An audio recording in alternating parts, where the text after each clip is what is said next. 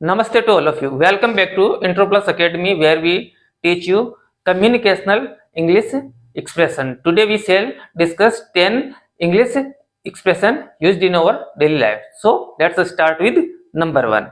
Daily life में हमें कुछ इस प्रकार के सेंटेंस देखने को मिलते हैं जो दिखने में तो हिंदी में जब हम बात करते हैं तो बहुत सरल प्रतीत होते हैं, लेकिन जब हम उनका अंग्रेजी के अंदर ट्रांसलेशन करते हैं या अनुवाद करते हैं तो हमें बहुत सारी समस्याओं का सामना करना पड़ता है, क्योंकि कल्चर टू कल्चर, संस्कृति से संस्कृति के अंदर जो अभिव्यक्तियां होती है उन अभिव्यक्तियों के स्तर पर काफी अंतर पाया जाता है। जैसे उदाहरण के लिए हम हिंदी के अंदर बोलते हैं मानो या न मानो, हो न हो, या इस तरह की जब संभावना के स्तर पे जब हम बात करते हैं तो इस तरह के सेंटेंस जब हिंदी में बोलते हैं मानो या न मानो, वो दिखने में एक टीचर है, मानो या न मानो वो एक एक्टर है, मानो या न मानो वो झूठ बोल रहा है। जब इस तरह के सेंटेंस या वाक्यों को हम अंग्रेजी से हिंदी में या हिंदी से अंग्रेजी में बनाते हैं तो वो लिटरली या शब्द से नहीं बनते हैं, उनके अंदर स्पेसिफिक एक्सप्रेशन होते हैं जो कल्चर से रिलेटेड होते हैं, बाउंड होते हैं। ऐसे एक्सप्रेशन को यूज किया जाता है। तो अब हम देखते हैं सेंटेंस नंबर 1 जो कि मानो या न मानो है या हो न हो है। जब हम हिंदी के अंदर कोई भी सेंटेंस बोलते हैं मानो या न मानो, हो न हो, तो उनके लिए अंग्रेजी के अंदर जो हम यूज करेंगे फ्रेज वो होगी बिलीव इट और नॉट, या ये बिलीव इट जो है ये ऑप्शनल है, अगर आप लगाना चाहे तो भी लगा सकते हैं, ना लगाना चाहे तो भी नहीं लगा सकते हैं।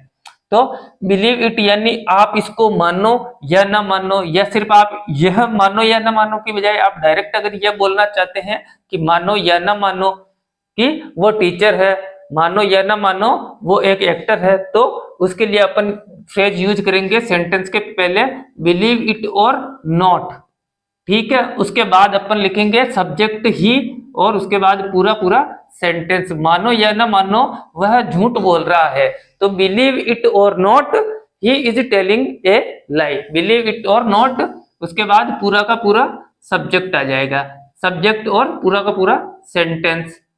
ये चीजें आपको ध्यान रखनी है। दूसरा है अपना कॉमन एक्सप्रेशन हिंदी का चने के झाड़ पे चढ़ा देना, किसी को बहुत ज्यादा मस्का लगाना, या अपन जिसको बोलते हैं कि वह बहुत ज्यादा मक्खन लगा रहा है, या किसी की झूठी तारीफ करके कोई मतलब अवैध लाभ प्राप्त करने के उद्देश्य से हम कोई बात करते हैं या इस तरह का झूठा तारीफ करते हैं कि हमें उसके बदले में उसके प्रतिफल में कुछ भी प्राप्त हो जाए, तो ऐसी तारीफ को हम हिंदी के अंदर जिस एक्सप्रेशन के नाम से जानते हैं वो है चने के झाड़ पे चढ़ाना, या मक्खन लगाना, या चस्का लगाना। इस तरह के जो सेंटेंस होते हैं उनको जब हम अंग्रेजी में ट्रांसलेट करेंगे तो उसके लिए जो फ्रेज यूज होगी उसके लिए ये फ्रेजल वर्ब है चने के झाड़ पर चढ़ाना, उसके लिए होती है बटर अप। इसके शाब्दिक रूप से भी देख सकते हैं आप, यानी बटर यानी क्या होता है मक्खन, और अप यानी लगाना, ये पूरा एक फ्रेजल वर्ब है।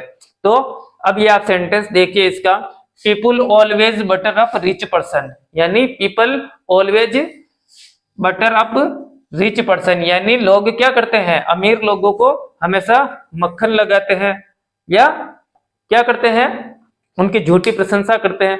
तो इस प्रकार का सेंटेंस जो होगा people always butter up rich person, यानी लोग हमेशा अमीर आदमियों के चने के झाड़ पे चढ़ाते हैं, उन्हें मक्खन लगाते हैं ताकि उनसे कोई ना कोई परिलाभ प्राप्त किया जा सके। अब अगला जो है सेंटेंस वो देखेंगे अपन कि ये चीजें तुम्हें शोभा नहीं देता, फोन के ऊपर टिकटॉक बनाना स्टूडेंट को शोभा नहीं देता, एक टीचर होके तुम्हें गाली बकना शोभा नहीं देता, इतने बड़े होने के बावजूद भी बच्चों की तरह रोना तुम्हें शोभा नहीं देता। तो इस तरह का जो शोभा नहीं देता या आपकी पर्सनैलिटी पे फिट नहीं होता, इस प्रकार के जो सेंटेंस हम बनाएंगे तो उसके अंदर बिफिट का यूज करेंगे। बिफिट यानी आपके ऊपर फिट नहीं होता, आपके ऊपर नहीं जचता। तो इस तरह के सेंटेंस जब बनाएंगे तो उसका एक कॉमन एक्सप्रेशन अपन यूज करेंगे, इट डजंट फिट यू, ये इट डजंट फिट, इसके बाद जो भी अपन लिखना चाहे यहाँ पे कि भी आपको शोभा नहीं देता तो it doesn't fit you to teach English, या it doesn't fit you to try like a children. और अगर हम कहना चाहे कि ये मुझे शोभा नहीं देता तो हम इसकी जगह क्या लिख देंगे, मी लिख देंगे। ये यहाँ पे जो ऑब्जेक्टिव केस का प्रोनाउन होगा वो ऑब्जेक्टिव केस में चेंज हो जाएगा। जैसे मुझे शराब पीना शोभा नहीं देता तो it doesn't fit me to drink wine, इसी तरह हम बोले कि एक टीचर होके मुझे उसे झूठ बोलना शोभा नहीं देता, इट डजंट बिफिट हिम, तो हिम आ जाएगा उस जगह पे, it doesn't befit him to tell a lie और ड्रिंक वाइन। चलो इसको और उदाहरण से क्लियर कर लेते हैं कि कोई भी काम आपको शोभा नहीं देता है तो इट डजंट बिफिट यू। तो अब देखते हैं, it doesn't befit you to cry like a children, यानी आपको एक छोटे बच्चे की तरह रोना शोभा नहीं देता, यानी आपके ऊपर, ये पर्सनैलिटी के ऊपर अच्छा नहीं लगता, क्योंकि आप उस मैच्योरिटी से, उस आयु सीमा से पार जा चुके हो। तो इसी पार जाने की बात पे अगर कोई अपनी उम्र से पार निकल गया है तो इसी बात के ऊपर एक दूसरी अपन सेंटेंस लेते हैं। तो हम जब हम कहते हैं ना इसी बात पे तो क्या कहते हैं, एक चाय हो जाए, इसी बात पे तो एक पार्टी हो जाए, इसी बात पे तो एक ट्यूर हो जाए, इसी बात पे तो ये हो जाए, इसी बात पे तो वो हो जाए। जब इस तरह के सेंटेंस बनाएंगे या अपन उनको कम्युनिकेट करेंगे तो हम बोलेंगे कॉल्स फॉर ए। जब हम बोलते हैं ना, जैसे for example, you have won the first prize, यानी तुमने फर्स्ट प्राइज जीत लिया है, यानी पहला प्राइज तुमने जीत लिया है। सो इसलिए it calls for a party now, यानी इस बात पर तो एक पार्टी बनती है। जब हम बोलते हैं ना इस बात पे तो एक पार्टी होनी चाहिए, इस बात पे तो एक चाय होनी चाहिए, या इस बात पे तो एक घूमना बनता है, या वॉकिंग पे जाना बनता है, या प्रशंसा करना बनता है, इस प्रकार के जो सेंटेंस होते हैं तो उसको हम बोलेंगे it calls for a party, it calls for a coffee, it calls for A T, it calls for a dinner. तो इस तरह के सेंटेंस होते हैं। अगला सेंटेंस होता है कि कैसा लगा आपको। जैसे मैं कोई प्रेजेंटेशन दे रहा हूं, या किसी से किसी की ओपिनियन पूछ रहे हैं, हम किसी की एडवाइस पूछ रहे हैं कि भाई जैसे मैंने कोई भी एक प्रोजेक्ट तैयार किया है या कोई क्रिएशन तैयार की है, और वो क्रिएशन में लोगों को दिखा के ये पूछता हूँ कि कैसा लगा आपको। जैसे फॉर एग्जांपल अपन ये यूट्यूब बना रहे हैं, वीडियो बना रहे हैं, इस क्लास पूरी अपना फ्रेम किया है, तो मैं आपको पूछूं कि बताइए कमेंट के अंदर कैसा लगा आपको। तो उसके लिए जो अपन फ्रेज यूज करेंगे, जो उसके लिए एक्सप्रेशन यूज होगा वो होगा how did you find, how did you find. ये देखिए हाउ डिड यू, ये देखो सिंपल पास्ट टेंस के अंदर है, इसलिए इसमें हमेशा डिड लगेगा, डू डज नहीं लगेगा। अगर डू डज लगता है तो उसका अभिप्राय हो जाता है आपको कैसा लगता है, लेकिन हम यहाँ पास्ट टेंस की बात कर रहे हैं। सिंपल पास्ट के अंदर इंट्रोगेटिव सेंटेंस है, तो उसके अंदर हम बोलेंगे हाउ डिड यू फाइंड।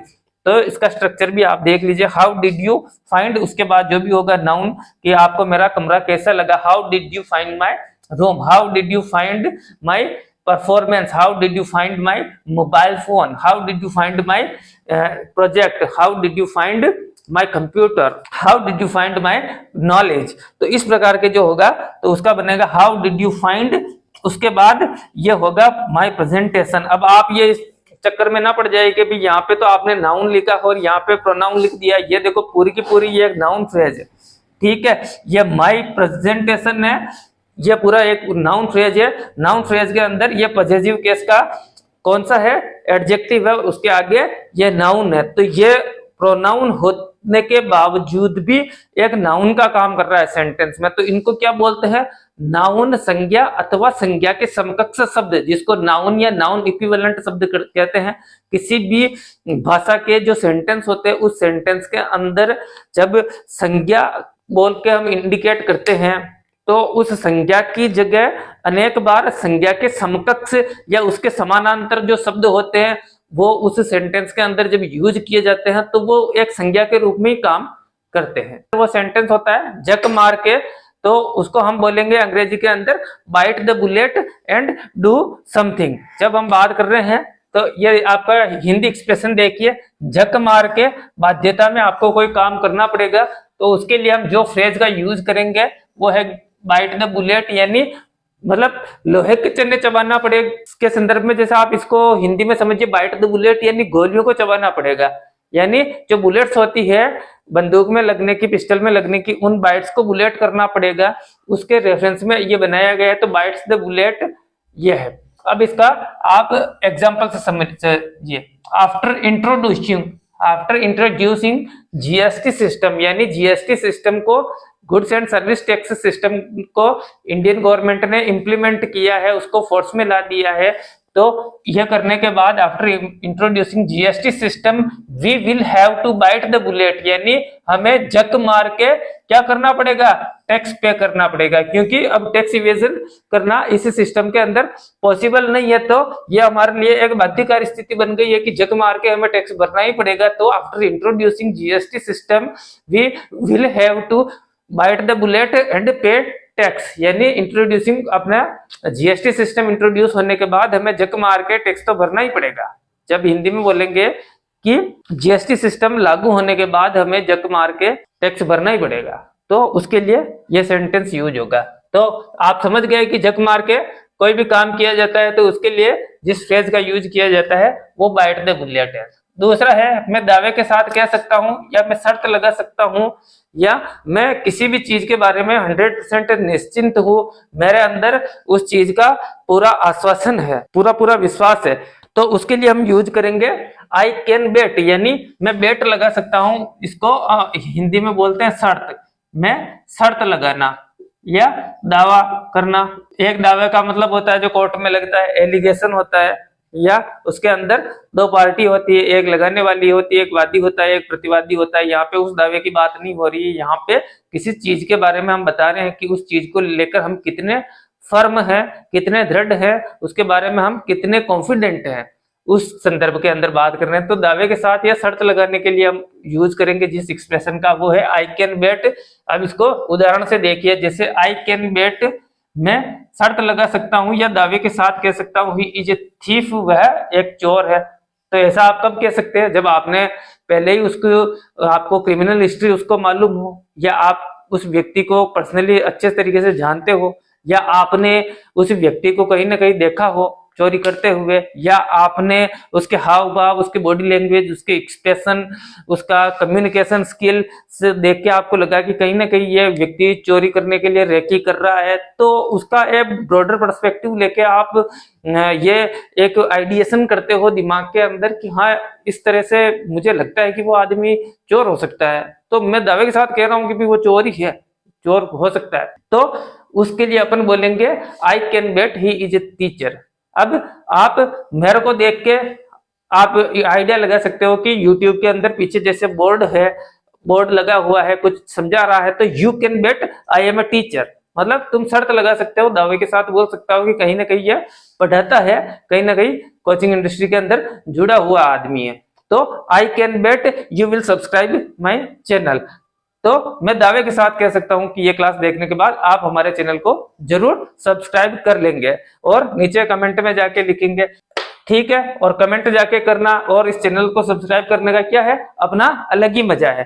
तो अलग ही मजा होना किसी भी चीज का, जब उसकी अलग ही मतलब आनंद आता है, तो उसके लिए भी जैसे अपन बोलते हैं ना हिंदी के अंदर, अच्छा माउंट आबू घूमने का, जयपुर घूमने का, लखनऊ घूमने का, तो एक अपना अलग ही मजा है। अच्छा जलेबी खाने का तो अपना एक अलग ही मजा है। तो इस तरह के जब हम सेंटेंस बोलते हैं कि इस चीज का अपना अलग ही मजा है, तो उसके लिए हिंदी में तो हम बोलते हैं अपना अलग ही मजा, और अंग्रेजी के लिए उसका जो इक्विवेलेंट है वो है हैज इट्स ओन फीलिंग, यानी उस चीज की अपनी अलग ही फीलिंग है। तो आप ये देखिए, अपना ही मजा है के लिए वर्ब आईएनजी, जिसको हम जीरंड बोलते हैं, वर्ब आईएनजी को अपन क्या बोलते हैं, ग्रामेटिकल भाषा में जीरंड बोलते हैं, ठीक है। या उसके बाद नाउन हो सकता है। जीरंड एक्चुअली नाउन का ही काम करता है। जब वर्ब की फॉर्म होती है उसके अंदर, मूल फॉर्म के अंदर होता है, या जो बेसिक फॉर्म होती है उसके अंदर आईएनजी लग जाता है, तो वो जीरंड बन जाता है। और वो जीरंड वर्ब होते हुए भी, क्रिया होते हुए भी एक संज्ञा या नाउन का काम करती है सेंटेंस के अंदर।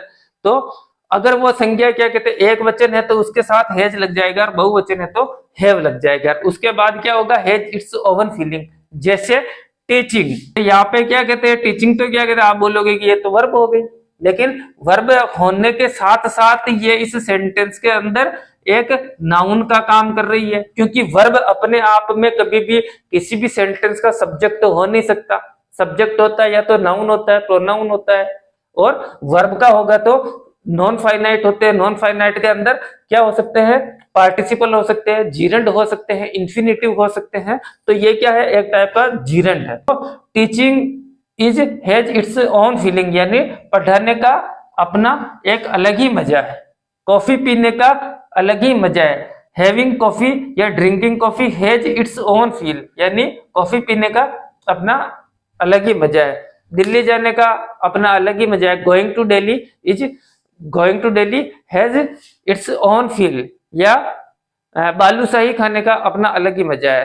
तो ईटिंग बालूशाही या consuming balushahi has its own feel, तो ये ओन फील यानी अपना अलग ही मजा होने के संदर्भ में यूज होता है। अब आपने तो बालूशाही की आदत डाल ली है, तो अब हम आदतों के बारे में बात करते हैं कि जैसे किसी को मीठा खाने की आदत पड़ गई है, किसी को बालूशाही खाने की आदत पड़ गई है, किसी को सिगरेट पीने की आदत पड़ गई है। तो हम जब बोलते हैं कि आदत पड़ना, तो उसके लिए जो सेंटेंस यूज किया जाता है, जो एक्सप्रेशन या अभिव्यक्ति यूज की जाती है अंग्रेजी भाषा के अंदर, वो है डेवलप द हैबिट ऑफ। अब ये केवल फाइनल नहीं है कि केवल एक ही तरीके से develop the habit of, getting into the habit of, इस तरह से बहुत सारे एक्सप्रेशन यूज किए जाते हैं जो हम समय समय पे आपके साथ लाते रहेंगे।